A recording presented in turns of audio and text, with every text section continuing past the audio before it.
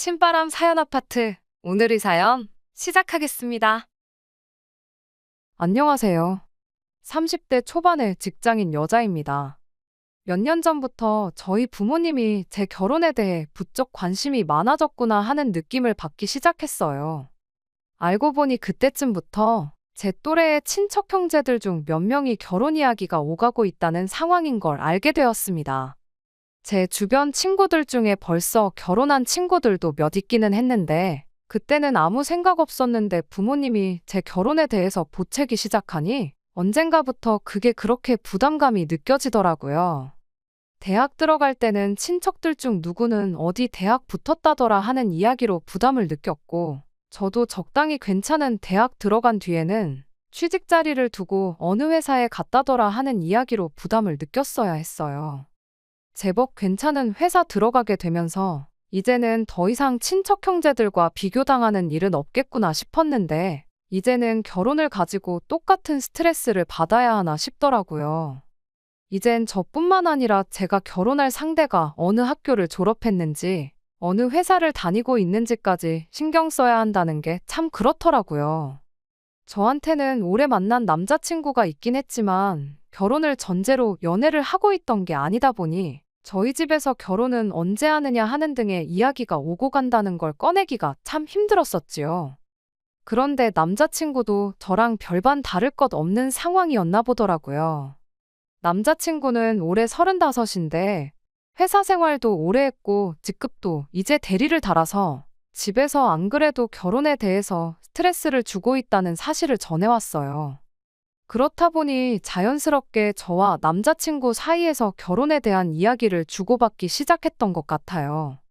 그리고 그렇게 서로를 양가 부모님께 인사시키고 하는 상황까지 발전하게 되었지요.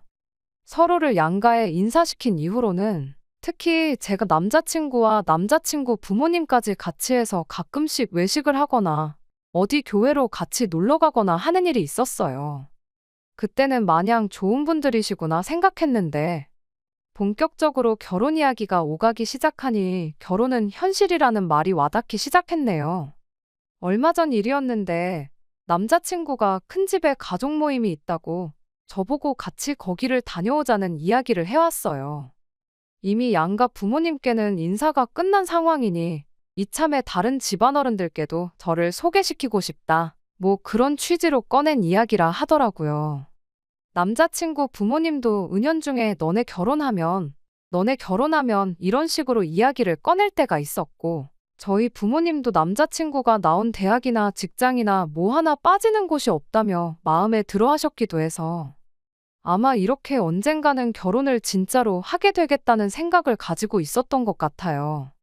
그래서 남자친구 말 맞다나 미리 얼굴 도장 찍어 놓는 것도 나쁘진 않겠다 하는 생각이 들었고, 거길 따라가기로 했던 게 화근이 되었습니다. 너무 갑작스러운 제안이었다 보니 날짜를 조정하는 게 쉽지가 않았어요.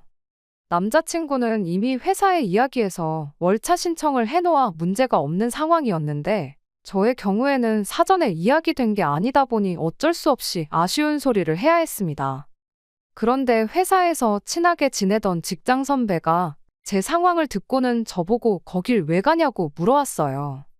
아직 결혼한 것도 아닌데 뭐하러 벌써 며느리 노릇을 하러 가느냐고 한마디 하더라고요. 그 직장 선배는 벌써 결혼한 사람이고 시댁 식구하고 안 좋게 지내는 걸 알고는 있었는데, 남자 쪽 가족들하고는 적당히 거리 두고 안 볼 수 있으면 최대한 안 보는 게 수라는 식으로 말을 해올 때 저도 순간 아차 싶기는 했습니다. 그런데 지금 와서 생각해보면 그 경고를 무시하고 남자친구 큰 집에 따라갔다 온 게 정말 잘했다는 생각이 드네요. 회사에서는 그날 하루를 전부 다 빼줄 수는 없고 대신 퇴근을 조금 일찍 할 수 있게 조정해주겠다고 했어요. 대신 뭐 반차도 안 쓰게 해주고 제 사정을 좀 봐주기로 했고요. 회사에서 진행 중인 프로젝트가 있는데 제가 주축으로 진행하던 일이기도 했고, 마침 그날이 다른 회사 직원들까지 같이 미팅에 참여하기로 되어 있어서 더더욱 그날에 월차를 쓸 수가 없었습니다.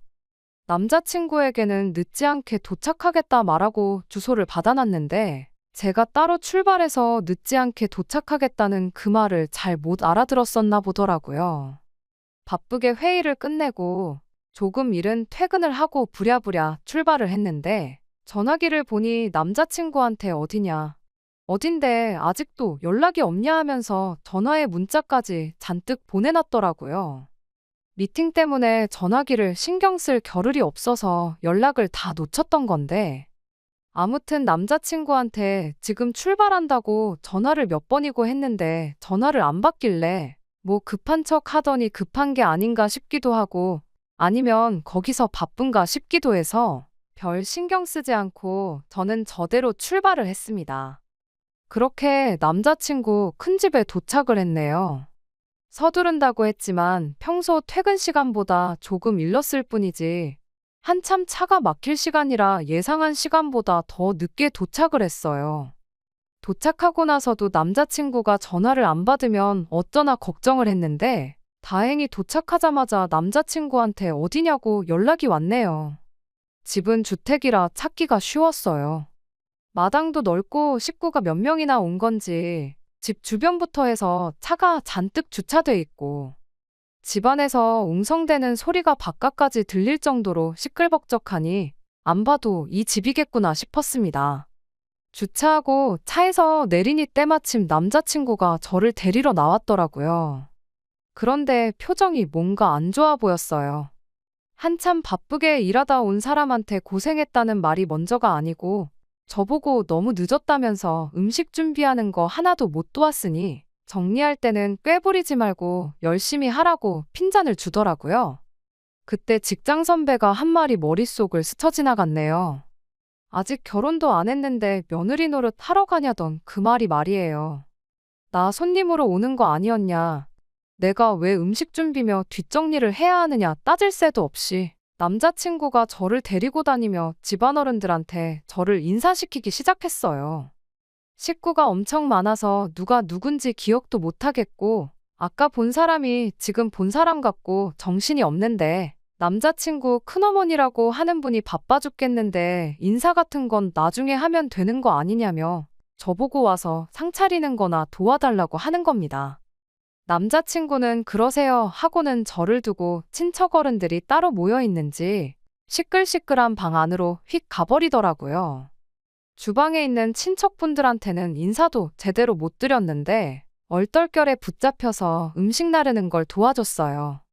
남자친구가 기어코 친척분들한테 저를 소개시키고 싶다고 해서 애써 우리 회사 사람들은 물론이고 타 회사 사람들한테까지 양해를 구해가며 억지로 시간을 내가지고 먼 길 운전까지 하고 와서 내가 생전 처음 보는 사람들 집 주방에서 뭘 하고 있는 건가 싶었습니다.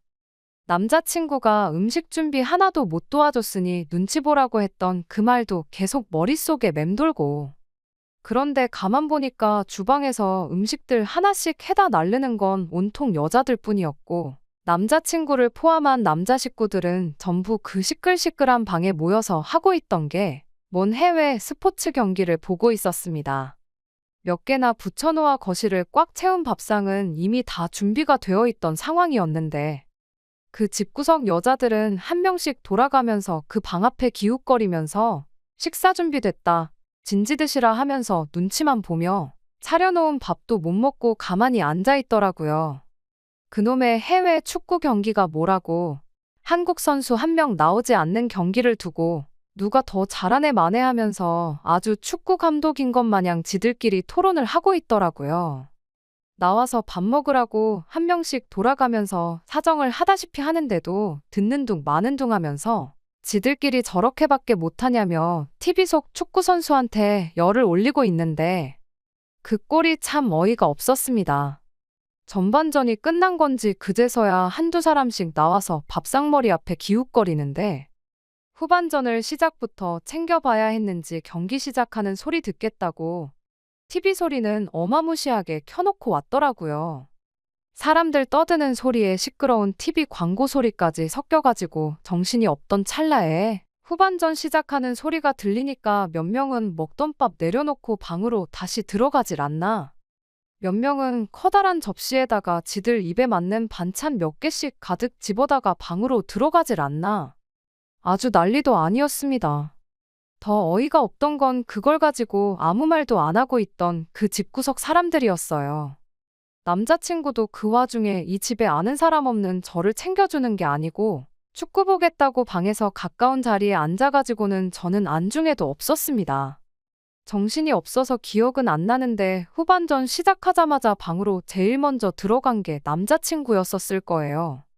밥상머리 예절도 아주 더럽더라고요.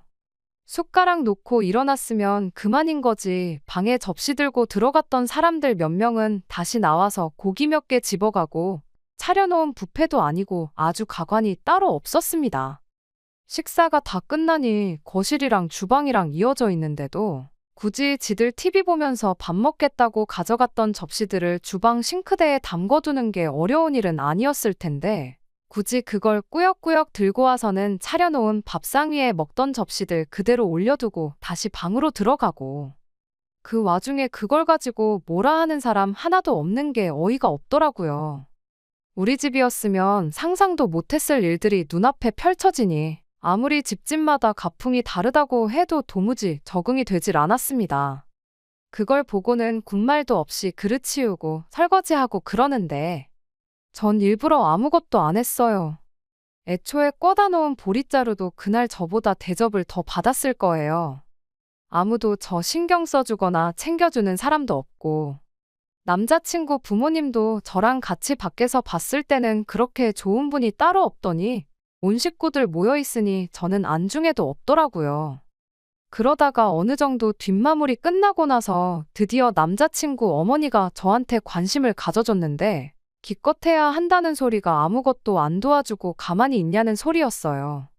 거기에 이어서 한다는 말이 이참에 과일 깎을 줄 아는지 봐야겠다며 저를 데리고 가려고 하는데 이게 여태까지 내가 알고 지냈던 좋은 분이라고 생각했던 남자친구와 남자친구 부모님이 맞나 싶었습니다. 저를 인사시키겠다고 가족 모임에 데려온 게 인사시키는 게 아니고 우리 며느리가 이렇게 싹싹하고 일도 잘해요 하고 자랑하려고 데려온 게 아닌가 싶었어요. 남자친구가 그날 저한테 아예 신경을 안 쓴 건 아니었지요. 자리 다 끝나고 나서 집에 갈 때가 돼서야 제 차 조수석에 올라타더니 혼자 가면 심심할 것 같으니까 자기가 옆에 타주겠다는 식으로 말을 하더라고요. 남자친구 집까지 데려다주고 다시 저는 집으로 가려면 또 길을 돌아가야 되는데 이게 배려라고 하는 소린가 싶었습니다. 꼴을 보아하니 남자친구 부모님은 두 분 다 술을 조금 드셔서 운전을 못하는 상황이고 자기는 또 내일 약속이 있으니 제 차 타고 편하게 가려는 속셈인 게 너무 뻔히 보였네요.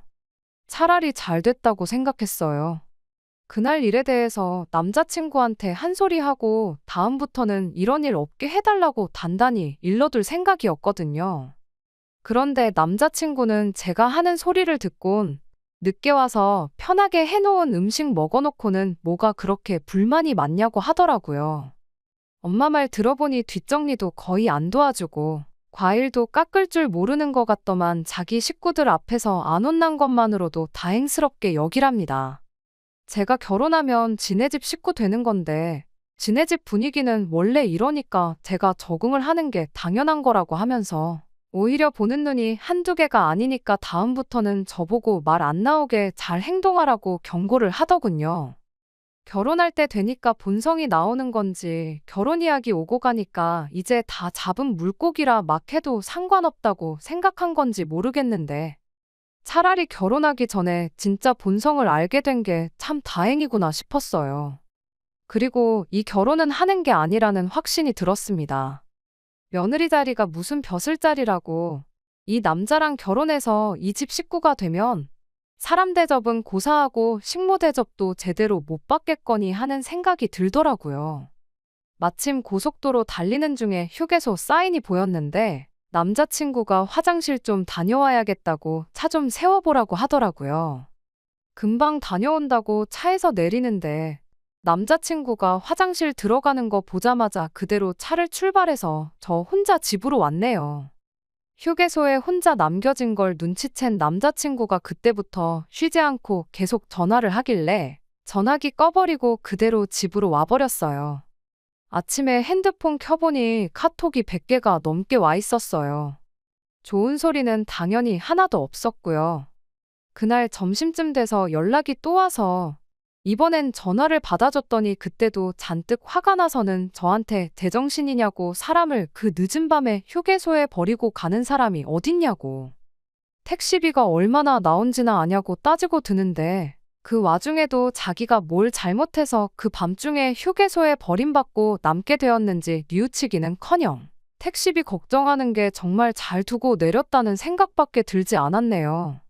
내가 간밤에 휴게소에 두고 간 게 사람이었냐고. 사람이면 해선 안 될 소리를 내길래 사람 아닌 줄 알았다고 하고 저도 한마디 했네요. 당연한 수순이겠지만 그렇게 투닥거리다가 제가 회사 일로도 정신이 없는데 남의 집 식모 자리에 취직할 생각은 당연히 없다고 결혼은 없었던 일로 하자고 파혼선언 해버렸습니다. 그리고 그제서야 남자친구한테 잘못했다. 심지어 남자친구 부모님한테까지 그날 그게 그렇게 섭섭했다면 미안했다는 연락이 오기 시작했는데 일 없다고 하고 싹 다 무시해버렸습니다. 횟수로만 따지면 거의 3년이 가까운 오랜 인연이었는데 솔직히 아쉬운 건 제가 허비한 시간밖에 없는 것 같아요. 결혼도 하기 전에 남자친구 집도 아니고 큰 집에 며느리 노릇하러 가는 것도 아닌데 뭐 하러 가냐는 직장 선배 말도 일리가 있지만 정말 잘 다녀왔다고 생각합니다. 직장 선배는 똥인지 된장인지 찍어 먹어봐야 아냐는 투로 한 말이겠지만 솔직히 그 전까지는 구분할 수 없었거든요. 정말 된장하고 똑같이 생긴 똥이었으니 찍어 먹어보고 알게 된 게 저의 경우에는 오히려 다행이라고 볼 수 있는 것 같아요. 된장인 줄 알고 결혼했는데 알고 보니 진짜 똥이었던 것보다 더러운 꼴 보더라도 직접 겪어보고 진짜 정체를 알아낼 수 있었던 거니 말입니다. 이번 파혼을 계기로 부모님하고도 대판 싸우게 되었어요. 말씀드렸던 것처럼 저희 부모님이 남자친구를 꽤나 좋게 보고 있던 게 이유였습니다.